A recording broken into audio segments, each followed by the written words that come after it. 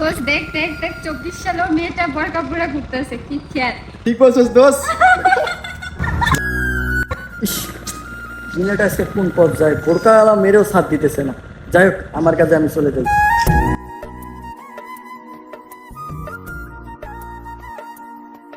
দোস্ত দেখ ওই মেয়েটা আজকে আসতেছে, ওকে আজকে উচিত শিক্ষা দিব। চল চল দোস্ত।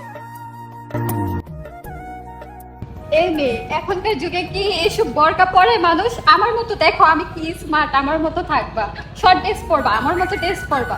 কাইয়া কই থেকে আইছে? আজকে ওই মেয়েটার আটকাইছে না, এটার একটা প্রতিবাদ করতে হবে।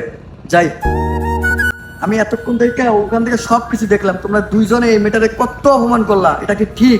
আপনার সমস্যা কি? আপনি কই থেকে আইছেন? আমি কে সেটা আপনার জানা দরকার নেই, এটা একটুকুই জানেন আমি মুসলিম। তো আপনারা দুজন একটু আগে এই মেয়েটারে খ্যাত গাইয়া বলে অনেক কিছু বলে অপমান করতেছেন, এটা সবকিছু আমি দেখলাম। তো মায়েরটা দেখেন ইসলামের পথে চলতেছে, বোরকা পড়ছে, হিজাব পড়ছে, কত সুন্দর লাগতেছে। আর আপনি কি বললেন যে শর্ট ড্রেস পরতে, আপনার মতো নাইট ড্রেস পরতে মানে অনেক ছেলে চাইবো, এটা কি ঠিক? এই দিনে কিন্তু দিন, তো আপনারও মরতে হবে, আমারও মরতে হবে, ওনারও মরতে হবে। তো আপনি যে এইভাবে চলতেছেন, মরার পরে তো আপনি জান্নাতে যাইতে পারবেন না। সে এইভাবে চলতেছে, আখিরাতের কথা চিন্তা করতেছে। আপনি কি আখিরাতের কথা চিন্তা করতেছেন? কখনোই না। যদি আখিরাতের কথা চিন্তা করতেন তাহলে এই মেয়েটারে এইভাবে অপমান করতেন। সরি ভাইয়া, আমি আমার ভুলটা বুঝতে পারছি, আসলে আমারই ভুল হয়েছে ভাইয়া, সরি, আমাকে মাফ করে দিন। তো আপু আমার কাছে অন্যায় করেন নাই, যার কাছে অন্যায় করেছেন তার কাছে মাপ চান। সরি আপু, ভুল হয়েছে, আমাকে মাফ করে দিন, সরি। আচ্ছা, তুমি তোমার ভুলটা বুঝতে পারছো, এতে আমি খুশি, ঠিক আছে?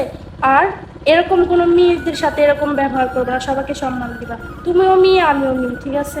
আর আল্লাহকে ভয় পাবা।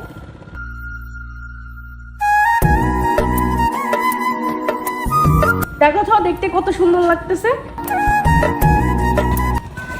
তো আপু ওদের কথা কিছু মনে কিছু নিয়েন না, তো আপনি আসেন। হ্যাঁ, ঠিক আছে ভাইয়া। আসসালামু আলাইকুম। ওয়ালাইকুম আসসালাম।